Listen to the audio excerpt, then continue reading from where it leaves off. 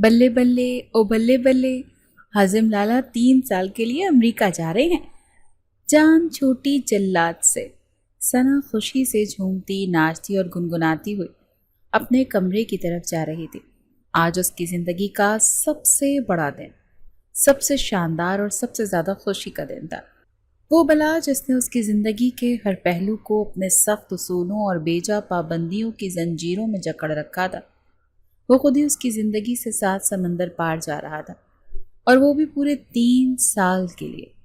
1095 دن، یہ عرصہ اسے اپنی پوری زندگی کی آزادی کے برابر لگ رہا تھا۔ اس کی چھوٹی کزن سارا نے جیسے ہی اسے یہ خبر سنائی تھی، اس کے تو پیر زمین پر نہیں ٹک رہے تھے۔ اس کا ذہن فوراً مستقبل کے منصوبے بنانے لگا۔ وہ راتوں کو جاگ کر اپنی پسندیدہ کوریائی سیریز کے تمام سیزنز دیکھے گی، وہ بھی بغیر کسی کے کھٹکھٹانے کے خوف کے۔ وہ اپنی سہیلیوں کے ساتھ جب تک چاہے گی فون پر باتیں کرے گی۔ وہ آن لائن شاپنگ سے اپنی مرضی کے کپڑے منگوائے گی، جن پر حازم کی یہ کیا فضول رنگ ہے یا ہمارے خاندان کی لڑکیاں ایسے کپڑے نہیں پہنتی جیسے تبصروں کا ڈر نہیں ہوگا۔ آزادی، اس لفظ کا اصل مطلب اسے آج سمجھ آ رہا تھا۔ وہ اسی خوشی میں منصوبوں کے عالم میں اپنے کمرے میں تقریباً اڑتی ہوئی داخل ہوئی، مگر اندر کا منظر دیکھ کر اس کے قدم دہلیز پر ہی جم گئے۔ اس کے چہرے پر پھیلی وسیع مسکراہٹ ایک دم غائب ہو گئی اور آنکھیں حیرت اور خوف سے پھیل گئیں۔ کمرے میں جیسے ہوا جم سی گئی تھی۔ کمرے میں اس کی والدہ سائمہ بیگم اور اس کی تائی اماں یعنی حازم کی والدہ بیٹھی تھیں، اور ان کے ساتھ مرکزی صوفے پر وہ شخص خود براجمان تھا جس کے جانے کی خوشی میں وہ ابھی منٹوں پہلے جشن منا رہی تھی۔ حازم کے چہرے پر وہی ہمیشہ کی طرح سنجیدگی اور اسپاٹ پن تھا، مگر اس کی آنکھوں میں ایک عجیب سی بے چینی تھی۔ اس نے ثنا کے منہ سے نکلے آخری الفاظ جان چھوٹی جلات سے یقیناً سن لیے تھے، اور اس کی آنکھوں میں غصے کی ایک ہلکی سی لہر ابھر کر ڈوب گئی تھی۔ یہ آپ سب یہاں خیریت؟ ثنا نے بمشکل اپنے حواس بحال ہوتے ہوئے پوچھا۔ اس کی آواز میں کپکپاہٹ واضح تھی۔ آؤ بیٹا، اندر آؤ، تم سے ہی ایک بہت ضروری بات کرنے آئے ہیں، اس کی تائی نے مسکراتے ہوئے کہا، مگر ان کی مسکراہٹ میں کچھ ایسا تھا جس نے ثنا کے دل میں خطرے کی گھنٹی بجا دی۔ ثنا ڈرتے ڈرتے اندر داخل ہوئی۔ اسے لگا شاید حازم جانے سے پہلے اسے آخری بار اپنی نصیحتوں کی گھٹی پلانے اور آئندہ 3 سال تک زندگی گزارنے کے اصولوں کی ایک نئی فہرست سمانے آیا ہے۔ بیٹھو یہاں، اس کی ماں نے اپنے پاس جگہ تھپ تھپاتے ہوئے کہا۔ ثنا بیٹھ تو گئی، مگر اس کا دل کسی انہونی خوف سے بری طرح دھڑک رہا تھا۔ اس نے کنکھیوں سے حازم کو دیکھا، جو خاموش بیٹھا کھڑکی سے باہر دیکھ رہا تھا، جیسے وہ اس گفتگو کا حصہ ہی نہ ہو۔ بات یہ ہے ثنا بیٹی، تائی اماں نے بات شروع کی، کہ حازم تو امریکہ جا رہا ہے، اور تم بھی ماشاءاللہ بڑی ہو گئی ہو، سمجھدار ہو گئی ہو۔ ثنا کو سمجھ نہیں آیا کہ اس کی سمجھداری کا حازم کے امریکہ جانے سے کیا تعلق ہے۔ وہ خاموش رہی۔ تو ہم سب بڑوں نے مل کر یہ فیصلہ کیا ہے، اس کی ماں نے جملہ مکمل کیا، کہ حازم کے جانے سے پہلے تم دونوں کا نکاح کر دیا جائے۔ یہ جملہ نہیں تھا، ایک ایٹم بم تھا جو اس کے سر پر گرا تھا۔ ایک لمحے کے لیے اسے لگا جیسے اسے سنائی دینا ہی بند ہو گیا ہے۔ کمرے کی ہر آواز مدھم پڑ گئی، اور صرف اس کے کانوں میں ایک تیز سیٹی بجنے لگی۔ نکاح، اور وہ بھی حازم سے، اس جلاد سے جس سے وہ اپنی پوری زندگی میں سب سے زیادہ نفرت اور خوف محسوس کرتی ہے۔ نکاح کے بعد تم بھی حازم کے ساتھ ہی امریکہ چلی جاؤ گی، وہاں جا کر اپنی آگے کی پڑھائی مکمل کر لینا۔ اکیلے یہاں کیا کرو گی؟ تائی اماں نے خوشی سے مزید تفصیلات بتائیں، جسے وہ اسے کسی انعام کی طرح خوشخبری سنا رہی۔ ثنا کا دماغ تو سن ہو چکا تھا۔ اس نے بے یقینی کے عالم میں پہلی بار براہ راست حازم کی طرف دیکھا۔ وہ اب بھی خاموش تھا، مگر اس کا بجھا ہوا جبڑا بتا رہا تھا کہ وہ بھی اس فیصلے سے خوش نہیں۔ امی، حازم نے بلاخر اپنی خاموشی توڑی۔ اس کی آواز دھیمی مگر مضبوط تھی۔ اس سلسلے میں میری ابو سے بات ہوئی تھی۔ میں اس طرح زبردستی کے رشتے کے حق میں نہیں ہوں۔ ثنا بھی بچی ہے اور میں بھی ابھی اپنے کریئر پر توجہ دینا چاہتا ہوں۔ تم چپ رہو حازم، اس کی ماں نے اسے ڈانٹا۔ बड़ों के फैसलों में बोलने की ज़रूरत नहीं। हम जो कर रहे हैं तुम दोनों की भलाई के लिए ही कर रहे हैं। हाजिम की इस हल्की सी मज़ाहमत ने सना को बोलने की हिम्मत दी। नहीं, ये लफ्ज़ सना के मुंह से एक चीख की सूरत में निकला। ये कभी नहीं हो सकता। मैं इनसे शादी नहीं करूंगी। मर जाऊंगी लेकिन नहीं करूंगी। वो अपनी जगह से खड़ी हो गई। सना, तमीज़ से बात करो, ज़बान देखो अपनी। उसकी माँ ने उसे गुस्से से घूरा। तो क्या करूं अम्मी? हाँ, क्या करूं? उसकी आवाज़ आंसुओं से भर आ गई। आप लोग मेरी ज़िंदगी का इतना बड़ा फैसला मुझसे पूछे बगैर कैसे कर सकते हैं, और वो भी इनसे? उसने रोते हुए हाजिम की तरफ इशारा किया। आप भूल गई जब इन्होंने मेरी डायरी पढ़कर सबके सामने जला दी, या जब इन्होंने मेरी दोस्तों के घर आने पर पाबंदी लगा दी थी? ये शादी नहीं, एक सज़ा है। मैं इनके साथ अमेरिका जाकर कैद नहीं होना चाहती। इससे अच्छा है कि आप लोग मुझे जहर दे दें। उसकी बातें सुनकर हाजिम के ज़ब्त का पैमाना लबरेज हो गया। वो एक झटके से उठकर खड़ा हुआ। उसने अपनी माँ को गुस्से भरी नज़रों से देखा, जैसे कह रहा हो, देख लिया आपने? आप इस लड़की से मेरी शादी करवाना चाहती हैं जो मेरे नाम से भी नफरत करती है? फिर वो अपनी माँ की तरफ मुड़ा। आप लोग जो करना चाहते हैं करें, लेकिन अगर इस लड़की ने कोई उल्टी सीधी हरकत की तो इसका जिम्मेदार मैं नहीं हूँगा। ये कहकर वो एक लफ्ज़ मज़ीद कहे बगैर लंबे लंबे ढक भरता हुआ कमरे से बाहर निकल गया। उसके जाने के बाद कमरे में एक भारी खामोशी छा गई। ताई अम्मा ने उठकर सना के सर पर हाथ फेरा। अभी गुस्से में है, कल तक ठीक हो जाएगी। तुम तैयारी करो बेटा, 2 दिन बाद निकाह। ये एक हतमी ऐलान था। सना को लगा जैसे उसे सजाए मौत दे दी गई हो। वो रोती हुई अपने बिस्तर पर गिर गई। उसकी सारी खुशी, सारे ख्वाब एक लम्हे में चकनाचूर हो गए थे। वो आज़ादी का जश्न मनाने चली थी और उसे उम्र कैद की सज़ा सुना दी गई थी। उसने आंसुओं के दरमियान फैसला कर लिया कि वो ये शादी किसी कीमत पर नहीं होने देगी। वो उस जल्लाद के साथ अपनी ज़िंदगी बर्बाद नहीं कर सकती। उसे कुछ ना कुछ करना होगा। उसने अपनी वालदा से बात करने का सोचा, मगर वो जानती थी कि वो भी बड़ों के फैसले के आगे कुछ नहीं कहेंगे।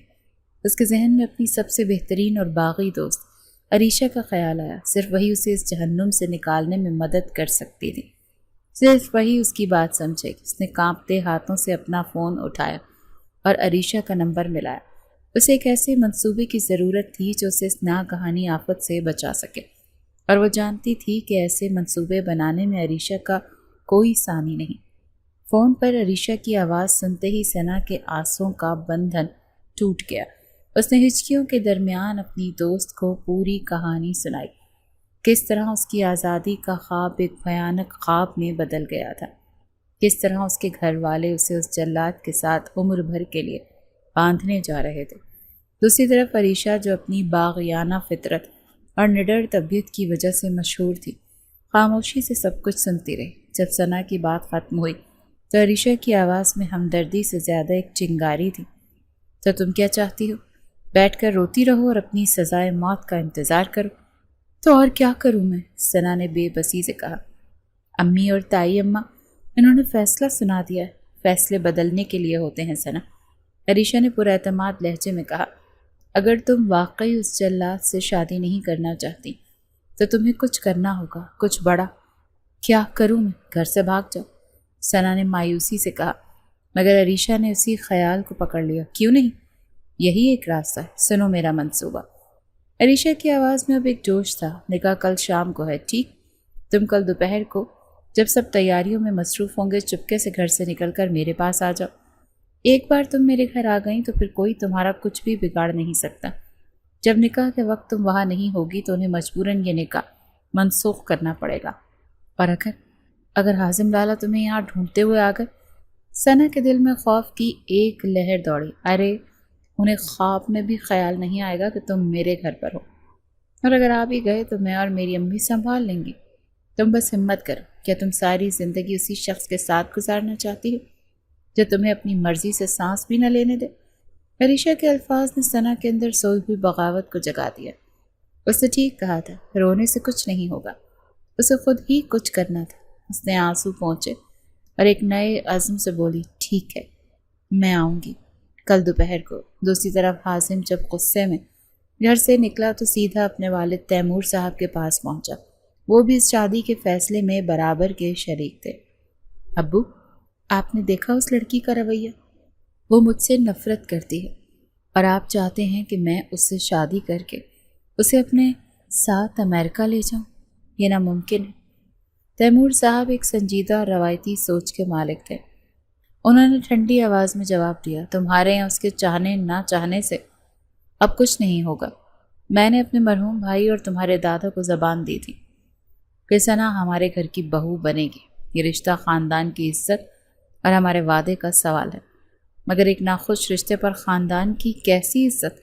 حازم نے بحث کی، وہ میرے ساتھ وہاں خوش نہیں رہے گی اور میں اس زبردستی کے بوجھ کے ساتھ نہیں رہ سکتا۔ تو تم کیا چاہتے ہو؟ ہم دنیا کے سامنے تماشا بنیں؟ عین وقت پر شادی سے انکار کر دیں؟ تیمور صاحب کی آواز بلند ہو گئی، یہ شادی ہو کر رہے گی حازم، اور تمہیں اسے نبھانا ہوگا۔ تم اسے اپنے ساتھ لے جا کر اس کی ذمہ داری اٹھاؤ گے۔ وقت کے ساتھ وہ خود ہی سمجھ جائے گی، یہ میرا آخری فیصلہ۔ حازم اپنے والد کے سامنے بے بس تھا۔ وہ ایک طرف اپنے اصولوں اور دوسری طرف خاندان کی عزت اور اپنے باپ کے وعدے کے درمیان پھنس گیا تھا۔ اسے ثنا کی آنکھوں میں اپنے لیے نفرت صاف نظر آ رہی تھی، اور یہ خیال ہی اسے اذیت دے رہا تھا کہ اسے ایک ایسے رشتے میں باندھا جا رہا ہے جس کی بنیاد ہی نفرت پر۔ غصے اور بے بسی کے عالم میں اپنے کمرے میں چلا گیا۔ اسے لگا جیسے وہ اور ثنا ایک ہی کشتی کے سوار ہیں جسے ان کی مرضی کے خلاف ایک طوفانی سمندر میں دھکیلا جا رہا تھا۔ اگلے دن گھر میں شادی کی تیاریاں عروج پر تھیں۔ ہر طرف مہمانوں کی چہل پہل اور خوشیوں کا سما تھا، مگر ثنا کے دل پر جیسے کوئی بھاری پتھر رکھا تھا۔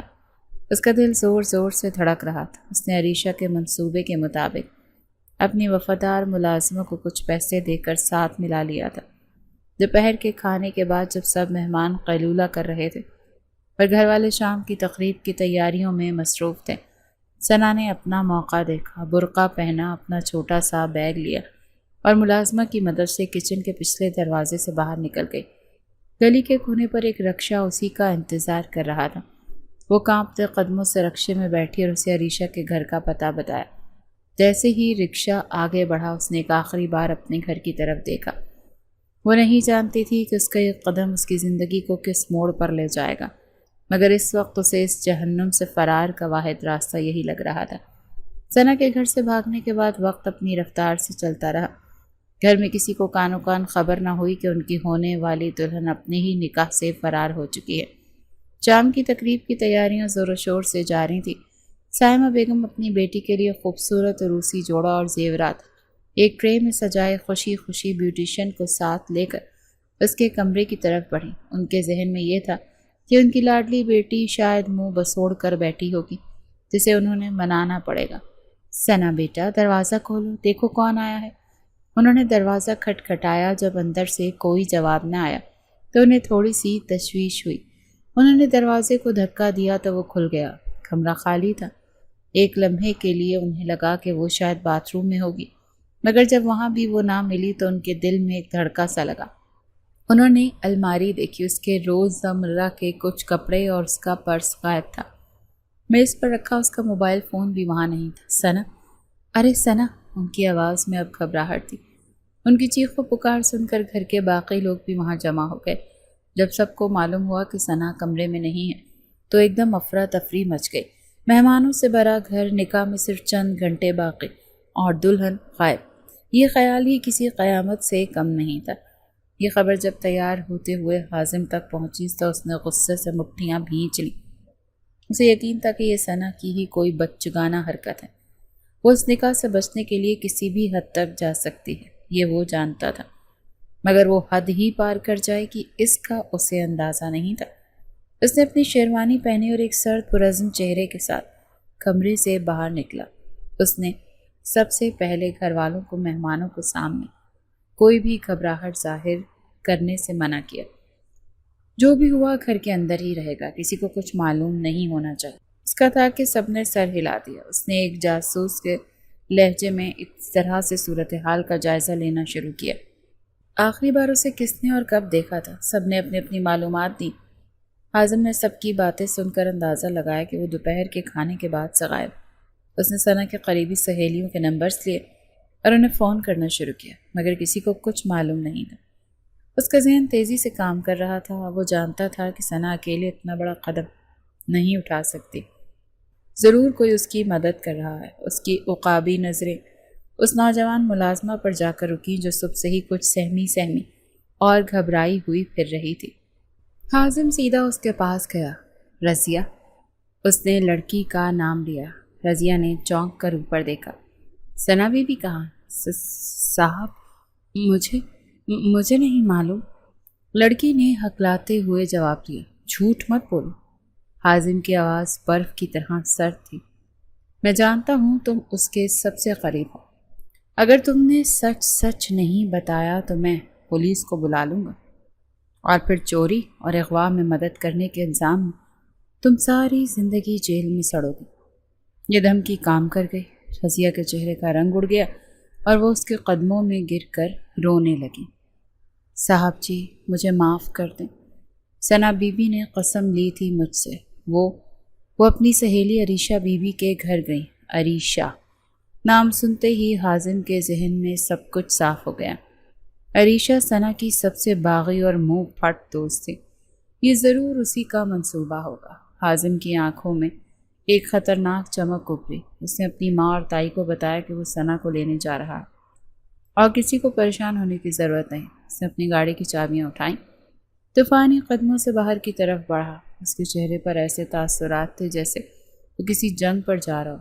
वो जानता था कि अगर आज उसने सना को वापस लाकर यह निकाह ना किया तो कल वो अकेला अमेरिका नहीं जा पाएगा और इससे भी बढ़कर उसके ख़ानदान की इज्जत खाक में मिल जाएगी।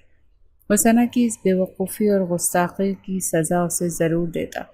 आज उसे पता चलना था कि एक जल्लाद का गुस्सा कैसा होता है। अरीशा के घर में सना खुद को किसी महफूज किले में महसूस कर रही थी। उसने अपने घर वालों के कई फ़ोन नज़रअंदाज कर दिए और अब अपना फ़ोन ही बंद कर दिया। अरीशा उसे तसल्लियाँ दे रही थी कि सब कुछ ठीक हो जाएगा और हाजिम यहाँ तक कभी नहीं पहुँच पाएगा, तुम देखना। अरीशा ने चाय का कप थमाते हुए कहा। शाम तक वो लोग थक हार कर खुद ही ये निकाह तोड़ देंगे। उन्हें अपनी इज्जत भी तो प्यारी है। वो दुल्हन के भाग जाने का तमाशा तो नहीं बनाएंगे। सना ने कुछ पुरसुकून होकर चाय का घूंट भरा ही था कि बाहर गली में एक गाड़ी के निहायत गुस्से से ब्रेक लगाने की आवाज़ आई। इससे पहले कि वो कुछ समझती, दरवाजे पर इतनी शिद्दत से दस्तक हुई कि उसे लगा जैसे कोई उसे तोड़ने पर तुला है। अरीशा की वालदा, जो एक नर्म मिजाज खातून थी, घबरा कर दरवाजे की तरफ बढ़ी। कौन है भाई, इतनी बदतमीज़ी से दरवाज़ा पीट रहा है? जैसे ही उन्होंने दरवाज़ा खोला तो सामने हाजिम को गुस्से में लाल भभूका चेहरे के साथ खड़ा देखकर उनकी सांस हलक में अटक गई। हाजिम ने उन्हें एक तरफ होने का इशारा भी नहीं किया, बस खुद ही अंदर दाखिल हो गया। उसकी आंखें किसी शिकारी की तरह पूरे घर में किसी को तलाश कर रही थी। अरीशा कहाँ? उसने किसी तमहीद के बगैर पूछा। अरीशा हिम्मत करके अपने कमरे से बाहर आई। हाजिम लाला, आप यहाँ क्या कर रहे हैं? उसने अनजान बनने की कोशिश की। ड्रामे बंद करो अरीशा। हाजिम की आवाज़ में जहर भरी ठंडक थी। और इससे पहले कि मैं तुम्हारे वालिद को फ़ोन करके तुम्हारी इस बच्चगाना हरकत के बारे में बताऊं, इज्जत से सना को मेरे हवाले कर दो। ये धमकी तो सीधे निशाने पर लगी थी।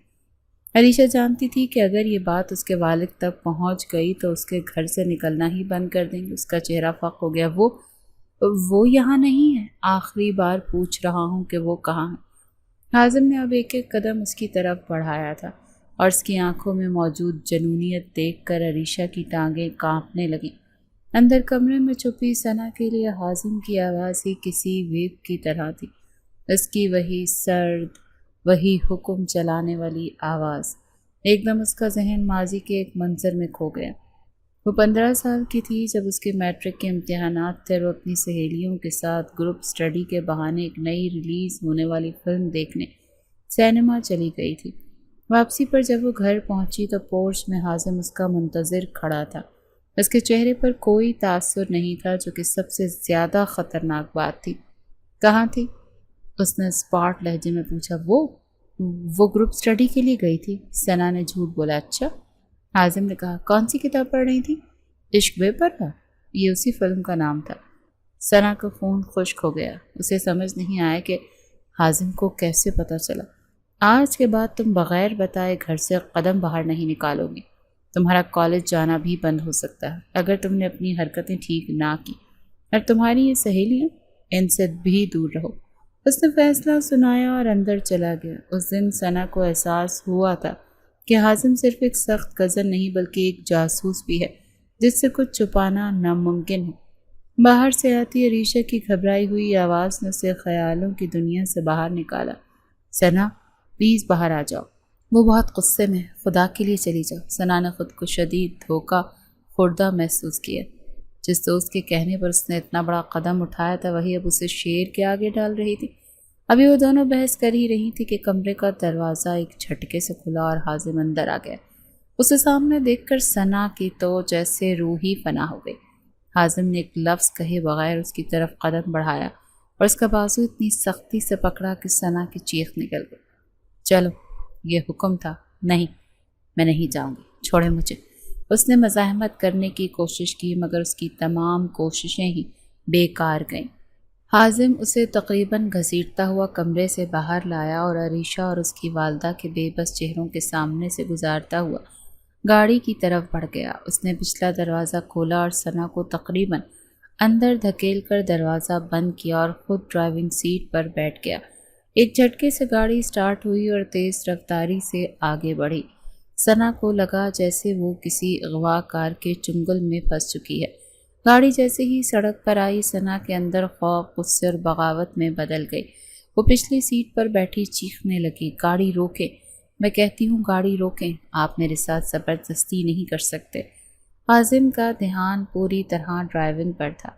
اس کا جبڑا بھیجا ہوا تھا اور اس کی انگلیاں سٹیئرنگ وہیل پر سختی سے جمی ہوئی تھیں۔ اس کے اندر غصے کا ایک لاوا ابل رہا تھا مگر وہ اسے باہر آنے سے روکے ہوئے تھا۔ مجھے آپ سے شادی نہیں کرنی، آپ کو سمجھ کیوں نہیں آتا؟ ثنا نے روتے ہوئے اس کی سیٹ کی پشت پر مکے مارنے شروع کر دیے۔ آپ ایک جلاد، ایک ظالم انسان، میں آپ کے ساتھ مر جاؤں گی لیکن رہوں گی نہیں۔ اس کی چیخ و پکار اور حرکتیں حازم کے ضبط کی دیوار پر ہتھوڑوں کی طرح برس رہی تھیں۔ اس کی گاڑی کی رفتار اور بڑھا دی۔ شہر کی سڑکوں سے گزرتے ہوئے وہ لوگوں کی توجہ کا مرکز نہیں بننا چاہتا تھا۔ اس نے شہر سے باہر نکلنے والی ایک نسبتاً سنسان سی سڑک پر گاڑی ڈال دی۔ گاڑی روکیں ورنہ میں دروازہ کھول کر باہر کود جاؤں گی، ثنا نے حتمی دھمکی دی۔ یہ وہ لمحہ تھا جب حازم کے ضبط کا پیمانہ چھلک گیا۔ اس نے پوری قوت سے بریک لگائے، گاڑی ٹائروں کی دلخراش چیخ کے ساتھ سڑک کے کنارے رک گئی۔ اس نے ایک جھٹکے سے مڑ کر پیچھے بیٹھی ثنا کو دیکھا۔ اس کی آنکھوں میں ایک ایسی آگ دہک رہی تھی کہ ثنا ایک لمحے کے لیے اپنی جگہ پر ساکت ہو گئی، اور پھر وہ ہوا جس کا ثنا نے کبھی تصور بھی نہیں کیا تھا۔ حازم نے آگے جھک کر اس کے گال پر ایک زوردار تھپڑ رسید کیا۔ چٹاخ! تھپڑ کی آواز گاڑی کی خاموش فضا میں گونجی اور پھر ایک دم موت کا سا سناٹا چھا گیا۔ ثنا کا سر ایک طرف کو ڈھلک گیا، اس کے کانوں میں سائیں سائیں ہونے لگیں اور گال پر جیسے کسی نے آگ لگا دی ہو۔ اس کی آنکھیں حیرت اور شدید صدمے سے پھیل گئیں۔ رونا، چیخنا، سب کچھ جیسے حلق میں ہی جم گیا تھا۔ حازم نے جیسے ہی اس پر ہاتھ اٹھایا اسی لمحے سے اپنی غلطی کا احساس ہوا۔ غصے کا سرخ دھندلکا اس کی آنکھوں کے سامنے سے چھٹا۔ ایسے نظر آیا کہ اس نے کیا کر دیا ہے۔ اس نے اس لڑکی پر ہاتھ اٹھایا تھا جس کی حفاظت کی ذمہ داری اس کے خاندان نے اس کو سونپی تھی۔ اس کا اپنا ہاتھ کانپ رہا تھا۔ اس نے ثنا کے سکتے میں آئے ہوئے چہرے کو دیکھا جہاں انگلیوں کے نشان ابھر رہے تھے۔ ایک شدید ناقابل بیان پچھتاوا اس کے پورے وجود پر چھا گیا۔ I'm sorry ثنا، مگر ثنا نے کوئی رد عمل نہیں دیا۔ اس کی آواز بمشکل نکلی۔ وہ بس خالی خالی نظروں سے سامنے دیکھ رہی تھی جیسے اس کا دماغ کام چھوڑ گیا ہو۔ حازم گاڑی سے باہر نکل آیا۔ اس نے ٹھنڈی ہوا میں چند گہرے سانس لیے تاکہ اپنے آپ کو سنبھال سکے۔ اسے خود سے نفرت ہو رہی تھی۔ وہ کس طرح سے اتنا بے قابو ہو سکتا تھا؟ اس نے دیکھا کہ ثنا نے خوف کے مارے اندر سے دروازہ لاک کر لیا۔ وہ کانپ رہی تھی۔ حازم نے شیشے پر ہلکی سی دستک دی۔ ثنا دروازہ کھولو پلیز، میں تمہیں کوئی نقصان نہیں پہنچاؤں گا۔ مگر ثنا تو ٹس سے مس نہ ہوئی۔ وہ اپنی ہی دنیا میں گم تھی۔ حازم کو لگا جیسے اس نے آج صرف اس کے گال پر نہیں بلکہ اس کے اعتماد اور روح پر تھپڑ مارا۔ اس نے بے بسی سے گاڑی کے بونٹ پر سر ٹکا دیا۔ وہ اس مسئلے کو اس طرح سے حل نہیں کر سکتا تھا۔ غصے نے بات بگاڑ دی تھی۔ اب اسے کوئی اور راستہ نکالنا تھا، کوئی ایسا راستہ جس سے وہ اس لڑکی کے دل میں موجود اپنے خوف کو ختم کر سکے۔ کافی دیر بعد جب اسے لگا کہ شاید ثنا کچھ سنبھل گئی ہے تو اس نے دوبارہ سے شیشے پر دستک دی۔ ثنا، ہمیں بات کرنی ہوگی، اس طرح نہیں، سکون سے، میں تمہیں زبردستی گھر نہیں لے جاؤں گا، پہلے ہم بات کریں گے، پلیز دروازہ کھولو۔ اس کے لہجے کی نرمی اور بے بسی نے ثنا پر کچھ اثر ڈالا۔ اس نے کانپتے ہاتھوں سے لاک کھولا۔ حازم واپس ڈرائیونگ سیٹ پر بیٹھ گیا۔ اس نے گاڑی سٹارٹ کی مگر اس بار اس کا رخ گھر کی طرف نہیں تھا۔ اسے معلوم تھا کہ اس طوفان کو گھر لے جانے سے پہلے اسے اس کا مرکز بدلنا ہوگا۔ حازم گاڑی چلاتا رہا مگر اس کی منزل گھر نہیں تھی۔ وہ اسے شہر کے ایک پرسکون اور مہذب سے ریسٹورانٹ کے باہر لے آیا جو فیملیز کے لیے مشہور تھا۔ یہاں رش کم تھا اور ماحول ایسا تھا کہ سکون سے بات کی جا سکتی تھی۔ اتر جاؤ، اس نے بہت دھیمے لہجے میں کہا۔ ثنا خاموشی سے اتر گئی۔ اس کا چہرہ اب بھی اسپاٹ تھا اور آنکھوں میں ایک عجیب سی وحشت تھی۔ وہ کسی روبوٹ کی طرح اس کے پیچھے چلتی ہوئی ریسٹورانٹ کے اندر داخل ہوئی۔ حازم نے انہیں ایک کونے میں میز پر بٹھایا جہاں ان کی پرائیویسی برقرار رہ سکتی تھی۔ ویٹر کے آرڈر لینے آنے پر حازم نے صرف پانی اور جوس کہا تھا۔ وہ جانتا تھا کہ اس ماحول میں کچھ بھی کھانا ممکن نہیں تھا۔ کافی دیر تک ان کے درمیان ایک بوجھل خاموشی چھائی رہی۔ حازم ہمت جمع کر رہا تھا کہ بات کہاں سے شروع کرے۔ آخر کار اس نے پہل کی۔ میں جو کچھ بھی کہوں وہ میرے کیے کا ازالہ نہیں ہو سکتا، اس نے نظریں جھکائے ہوئے کہا، مگر میں پھر بھی اپنے کیے پر شرمندہ ہوں۔ مجھے تم پر ہاتھ نہیں اٹھانا چاہیے تھا، میں نے اپنا آپا کھو دیا تھا اور اس کی کوئی معافی نہیں۔ ثنا نے کوئی جواب نہیں دیا، وہ بس اپنے ہاتھوں کو دیکھتی رہی تو اس کی گود میں رکھے کانپ رہے تھے۔ حازم کو احساس ہوا کہ یہ معاملہ صرف ایک معافی سے حل نہیں ہوگا، اسے اس کی نفرت کی جڑ تک پہنچنا تھا۔ اسے وہ وجہ جاننی تھی جس کی وجہ سے ثنا نے اتنا بڑا خاندان کی عزت کو داؤ پر لگانے والا قدم اٹھایا۔ اس کے ذہن میں صرف ایک ہی ممکنہ وجہ گردش کر رہی تھی جو اسے اندر ہی اندر کھائے جا رہی تھی۔ اس نے ایک گہری سانس لی اور وہ سوال پوچھ لیا جو اس کے لیے سب سے مشکل تھا۔ ثنا، مجھے صرف ایک بات کا سچ سچ جواب دے دو، اس نے نرمی سے کہا۔ کیا تم کسی اور کو پسند کرتی ہو؟ اگر ایسی کوئی بات ہے تو مجھ سے مت چھپاؤ، میں وعدہ کرتا ہوں میں خود سب سے بات کروں گا اور یہ شادی رکوا دوں گا۔ یہ سوال نہیں تھا، ثنا کے زخموں پر نمک کی ایک پوری تھیلی تھی۔ تھپڑ کا صدمہ، اغوا جیسا سلوک اور اب اس کے کردار پر اتنا بڑا الزام۔ اس نے ایک جھٹکے سے نظریں اٹھائیں اور حازم کو دیکھا۔ اس کی خالی آنکھوں میں ایک دم سے آنسوں کا ایک سیلاب امڑ آیا۔ اس کی خاموشی ٹوٹی مگر ایسی ٹوٹی کہ حازم کانپ کر رہ گیا۔ وہ ہچکیوں سے رونے لگی۔ اس کی آواز میں اتنا درد اور اتنی بے یقینی تھی کہ آس پاس کے چند لوگوں نے بھی مڑ کر دیکھا۔ آپ کو مجھ سے یہی امید تھی؟ اس نے ٹوٹے پھوٹے لفظوں میں کہا۔ ایک تھپڑ مارنا کم تھا جب آپ نے میری عزت پر بھی سوال اٹھا دیا؟ آپ نے مجھے اتنا گرا ہوا سمجھا؟ اس کا رد عمل حازم کے لیے کسی دوسرے تھپڑ کی طرح تھا۔ وہ تو اس کی مدد کرنے کی سوچ رہا تھا، اسے ایک باعزت راستہ دینے کی کوشش کر رہا تھا، مگر اس کے سوال نے معاملے کو مزید بگاڑ دیا تھا۔ اسے احساس ہوا کہ اس نے ثنا کے بارے میں کتنا غلط سوچا تھا۔ اس کی نفرت کی وجہ کچھ اور سمجھ رہا تھا جبکہ اصل وجہ شاید وہ خود تھا۔ نہیں ثنا، خدا کے لیے غلط مت سمجھو، اس نے جلدی سے صفائی دی۔ میرا مطلب تمہیں بدنام کرنا نہیں تھا، میں تو بس وجہ جاننا چاہتا تھا۔ میں پاگل ہو رہا تھا کہ آخر تم نے اتنا بڑا قدم کیوں اٹھایا۔ میرے ذہن میں اس کے علاوہ کوئی اور ٹھوس وجہ آ ہی نہیں رہی تھی۔ وجہ؟ آپ کو وجہ جاننی ہے؟ وہ غصے اور دکھ سے چیخے۔ آپ خود ایک وجہ ہے حازم لالا، آپ اور آپ کی جیل جیسی پابندیاں، آپ کی ہر وقت کی ڈانٹ ٹپٹ، آپ کو مجھے انسان نہ سمجھنا، میں آپ سے نفرت کرتی ہوں، اور آپ نے آج مجھ پر ہاتھ اٹھا کر اور پھر یہ گھٹیا الزام لگا کر اس نفرت کو مزید بڑھا دیا۔ ثنا اپنی کرسی سے اٹھی اور روتے ہوئے ریسٹورنٹ سے باہر بھاگ گئی۔ حازم ایک لمحے کے لیے ساکت بیٹھا رہ گیا۔ ثنا کے الفاظ ہتھوڑوں کی طرح اس کے سر پر برس رہے تھے اور آج پہلی بار اسے اپنی شخصیت کا وہ عکس نظر آیا تھا جو دوسروں کی نظر میں تھا، ایک جلاد، ایک ظالم اور ایک الزام لگانے والا شخص۔ اسے لگا جیسے آج وہ بری طرح ہار گیا۔ حازم تیزی سے کرسی سے اٹھا اور کاؤنٹر پر پیسے پھینک کر ثنا کے پیچھے بھاگا۔ وہ ریسٹورنٹ کے باہر فٹ پاتھ پر کھڑی بری طرح رو رہی تھی۔ رات کا وقت تھا اور سڑک پر ٹریفک رواں دواں تھا۔ ثنا رکو، اس نے قریب آ کر اس کا بازو نرمی سے پکڑا اور ثنا نے ایک جھٹکے سے اپنا بازو چھڑایا۔ مجھ سے دور رہے، میرے قریب مت آئے، ٹھیک؟ میں قریب نہیں آتا، حازم نے چند قدم پیچھے ہٹتے ہوئے کہا۔ مگر خدا کے لیے میری بات تو سنو، میں مانتا ہوں کہ مجھ سے غلطی ہوئی، بہت بڑی غلطی، میں نے تم پر شک کیا اور اس کے لیے میں تم سے 1000 بار معافی مانگنے کو تیار ہوں۔ مجھے نہیں سننی آپ کی کوئی بات، کوئی معافی۔ وہ روتے ہوئے بولی، سننی پڑے گی۔ حازم کی آواز میں اس بار نرمی کے ساتھ ایک عزم بھی تھا۔ آج تم مجھے بتاؤ گی کہ میں نے ایسا کیا کیا ہے جو تم مجھ سے اتنی نفرت کرتی ہو؟ تم نے کہا نا کہ میں تمہیں انسان نہیں سمجھتا، تمہیں قید کر کے رکھتا ہوں۔ مجھے مثالیں دو، مجھے بتاؤ میں نے کب اور کہاں تمہیں قید کیا؟ حازم نے اس سے سوال نے ثنا کو چونکا دیا۔ وہ شاید توقع کر رہی تھی کہ وہ غصہ کرے گا یا اسے زبردستی لے جانے کی کوشش کرے گا، مگر وہ اس سے ثبوت مانگ رہا تھا۔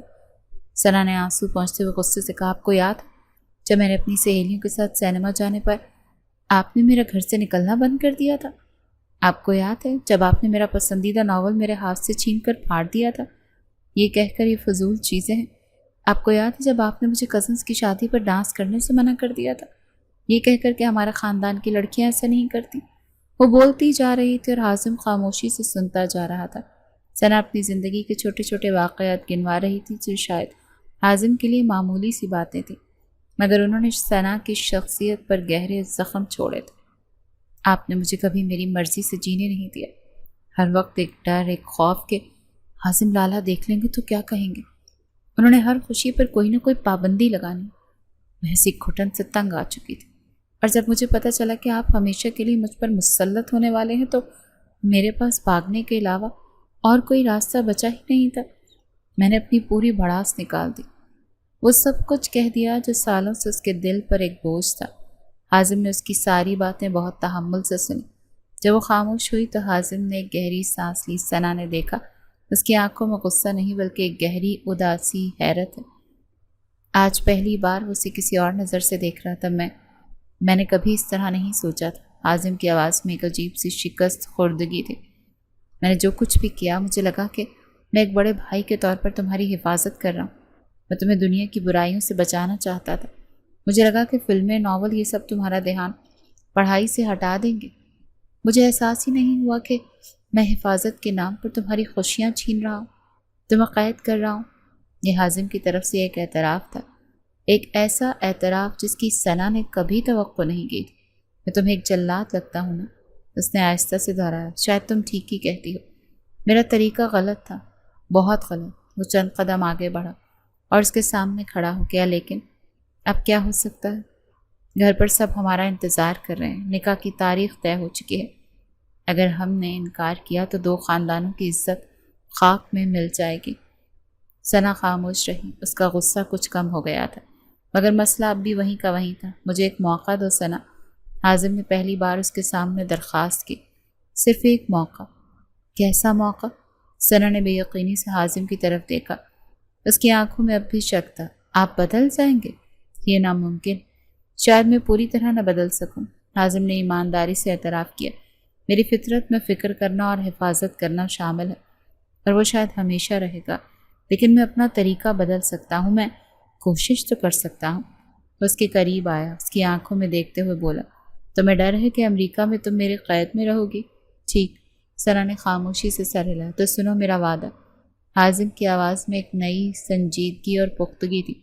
اگر تم یہ نکاح کر لیتی ہو تو میں تمہیں زبان دیتا ہوں کہ امریکہ میں تم پر کسی قسم کی کوئی پابندی نہیں ہوگی، تم مکمل طور پر آزاد ہوگی۔ ثنا کو اپنے کانوں پر یقین نہیں آیا۔ مطلب یہ کہ تمہیں جو فلم دیکھنی ہو تم دیکھنا، تمہیں جو کورس پڑھنا ہو پڑھنا، تم پڑھنا، تمہیں جہاں گھومنے جانا ہو ہم جائیں گے، میں تمہارے کسی معاملے میں دخل نہیں دوں گا، تم اپنی زندگی اپنی مرضی سے جیو گی، میں صرف ایک محافظ کے طور پر تمہارے ساتھ رہوں گا، ایک جیلر کے طور پر نہیں۔ یہ پیشکش اتنی ناقابل یقین تھی کہ ثنا کو لگا وہ کوئی خواب دیکھ رہی۔ میں آپ پر کیسے یقین کر لوں؟ آپ نے چند گھنٹے پہلے مجھ پر ہاتھ اٹھایا تھا۔ یہ کہتے ہوئے اس کا ہاتھ بے اختیار اپنے گالوں پر چلا گیا۔ حازم کے چہرے پر تکلیف کی ایک لہر دوڑ گئی۔ میں جانتا ہوں، اور میں شاید ساری زندگی اس کے لیے پچھتاؤں گا۔ میں اس کے لیے کوئی بہانہ نہیں بناؤں گا۔ وہ میری زندگی کی سب سے بڑی غلطی تھی، لیکن شاید اس غلطی نے مجھے وہ سچ دکھایا جو میں پہلے کبھی نہیں دیکھ سکا۔ اس نے ایک لمحے کے لیے توقف کیا۔ میرے یقین کرنے کے لیے تمہارے پاس کوئی وجہ نہیں سوائے میرے لفظوں کے، لیکن تم یہ سوچو کہ تمہارے پاس کھونے کو کیا؟ اگر تم انکار کرتی ہو تو گھر میں طوفان آ جائے گا، اور شاید تمہیں زبردستی اسی رشتے میں باندھ دیا جائے، اور اگر تم ہاں کر دیتی ہو تو تمہیں ایک آزادی کا موقع مل رہا ہے۔ یہ ایک سودا ہے سنا، خاندان کی عزت کے بدلے تمہاری آزادی کا سودا۔ حازم نے بات کو بہت عملی انداز میں اس کے سامنے رکھا۔ ثنا کا دماغ تیزی سے سوچنے لگا۔ وہ جانتی تھی کہ حازم ٹھیک کہہ رہے۔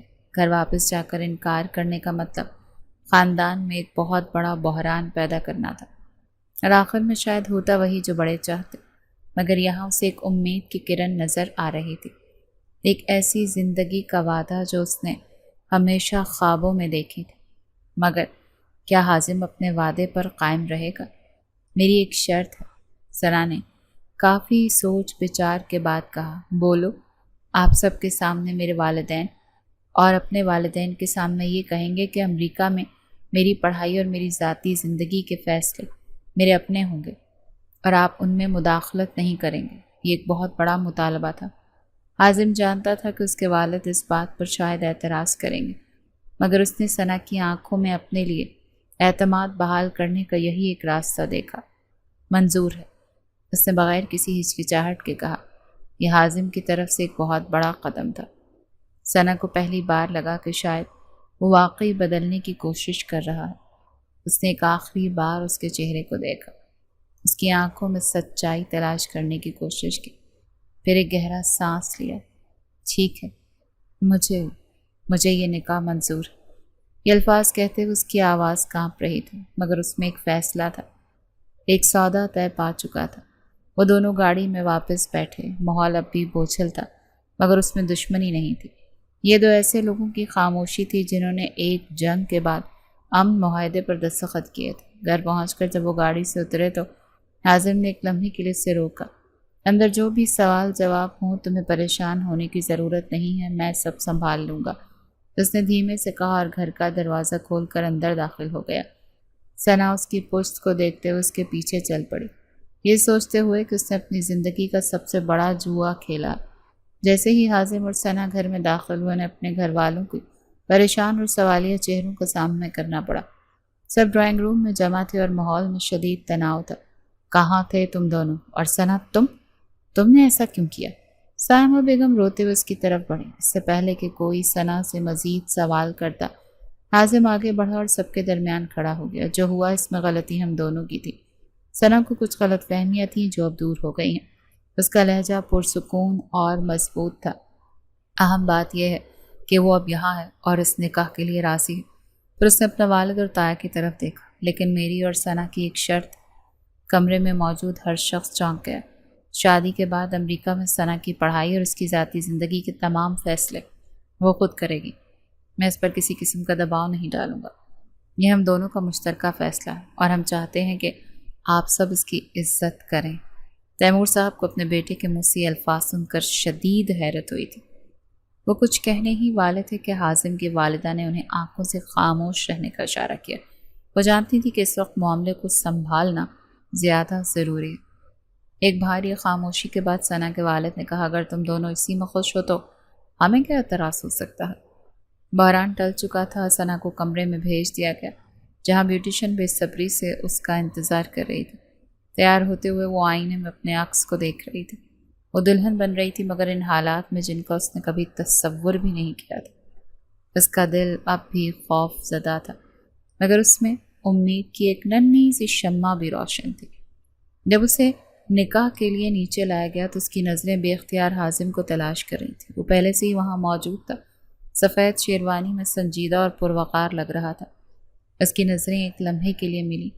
حازم نے بہت آہستگی سے سر کو ایک اثباتی جنبش دی، جسے اپنے وعدے کی تجدید کر رہا ہو۔ ثنا نے نظریں جھکا لیں۔ قاضی صاحب نے نکاح کا خطبہ پڑھا اور پھر وہ لمحہ آ گیا جس سے بچنے کے لیے ثنا نے یہ سارا ہنگامہ کیا تھا۔ ثنا بی بی بنتے، کیا آپ کو حازم ولد تیمور کے ساتھ رائج الوقت حق مہر کے عوض یہ نکاح قبول ہے؟ ثنا کے کانوں میں قاضی صاحب کی آواز گونجی۔ اس نے ایک لمحے کے لیے آنکھیں بند کی۔ اسے حازم کا وعدہ یاد آیا تو مکمل طور پر آزاد ہوگی۔ اس نے آنکھیں کھولیں اور ایک گہرا سانس لیا۔ قبول۔ اس کی دھیمی مگر صاف آواز کمرے میں گونجی۔ اس نے مزید 2 بار انہی الفاظ کو دہرایا۔ نکاح ہو چکا تھا، وہ اب حازم کی بیوی تھی۔ اس کے فوراً بعد رخصتی کا جذباتی اور افراتفری سے بھرا مرحلہ شروع ہو گیا۔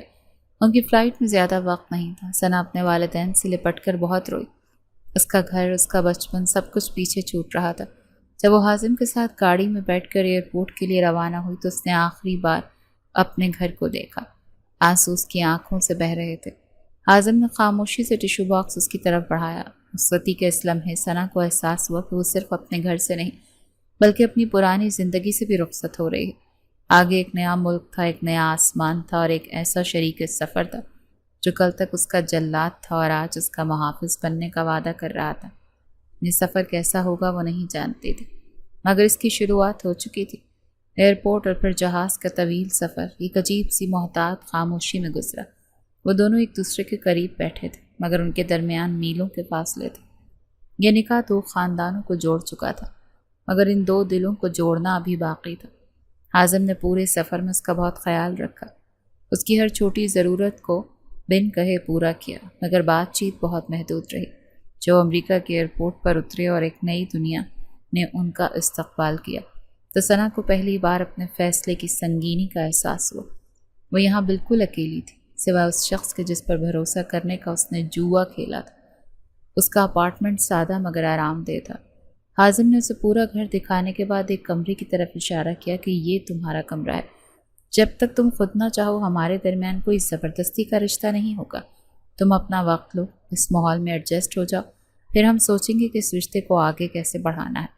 یہ حازم کی طرف سے اس کے وعدے کی پاسداری کا سب سے بڑا ثبوت تھا۔ ثنا کی آنکھوں میں تشکر کے آنسو آ گئے۔ آنے والے چند ہفتے ان کے رشتے کی برف پگھلنے میں گزر گئے۔ حازم نے اسے کالج میں داخلہ دلوا دیا اور وہ روز اسے خود کالج چھوڑنے اور لینے جاتا۔ شروع میں وہ صرف اسے آزادی دیتا رہا مگر پھر آہستہ آہستہ وہ اس کی آزادی میں شریک ہونے لگا۔ وہ اس کے ساتھ اس کی پسند کی فلمیں دیکھتا، اس کے ساتھ شاپنگ پر جاتا اور اس کی پڑھائی میں بھی اس کی مدد کرتا۔ ثنا نے حازم کو ایک بالکل مختلف روپ دیکھا۔ وہ ایک ذمہ دار، خیال رکھنے والا اور دلچسپ حصے مزاح رکھنے والا انسان تھا۔ اسے احساس ہوا کہ پاکستان میں اس کا سخت رویہ شاید اس کی محبت اور فکر کا غلط اظہار تھا۔ یہاں اس نئے ملک میں وہ دونوں ایک دوسرے کے لیے اجنبی نہیں بلکہ ایک دوسرے کا واحد سہارا تھے۔ ان کے رشتے میں اصل تبدیلی اس دن آئی جب ثنا کالج سے واپسی پر موسلا دھار بارش میں پھنس گئی۔ حازم اسے لینے پہنچا تو وہ سردی سے پوری طرح سے کانپ رہی تھی۔ حازم نے فوراً اپنی جیکٹ اتار کر اس کے ارد گرد لپیٹ دی اور اسے گاڑی میں بٹھایا۔ گھر پہنچ کر اس نے اپنے ہاتھوں سے اس کے لیے گرم کافی بنائی۔ اس دن جب حازم اسے کافی کا مگ دے رہا تھا تو ثنا نے اس کی آنکھوں میں اپنے لیے خالص فکر اور محبت دیکھی۔ وہ محبت جو شاید ہمیشہ سے وہاں تھی مگر حالات اور غلط فہمیوں کے پردوں میں چھپی ہوئی تھی۔ ثنا نے کافی کا مگ تھامتے ہوئے اس کا ہاتھ اپنے ہاتھوں میں لے لیا۔ مجھے لگتا ہے حازم کہ اب مجھے الگ کمرے کی ضرورت نہیں۔ اس کی آواز بہت دھیمی تھی مگر اس میں ایک عمر کا اعتراف اور قبولیت تھی۔ حازم کے چہرے پر ایک پرسکون فاتحانہ مسکراہٹ پھیل گئی۔ اس نے دوسرا ہاتھ بڑھا کر اس کے بھیگے بالوں کو اس کے چہرے سے ہٹایا۔ مجھے اس دن کا انتظار تھا۔ یہ ان کی نئی زندگی کی حقیقی صبح تھی، ایک ایسی صبح جو نفرت اور خوف کی طویل رات کے بعد طلوع ہوئی تھی۔ ان کا سفر مشکل ضرور تھا مگر انہوں نے مل کر اسے طے کر لیا تھا۔ وہ جلاد جو اس کی کہانی کا ولن تھا اب اس کی محبت کی کہانی کا ہیرو بن چکا تھا، اور وہ دونوں اس نئے ملک میں ایک دوسرے کے ساتھ ایک خوشحال جوڑے کی طرح اپنی محبت کی داستان لکھنے کے لیے تیار تھے۔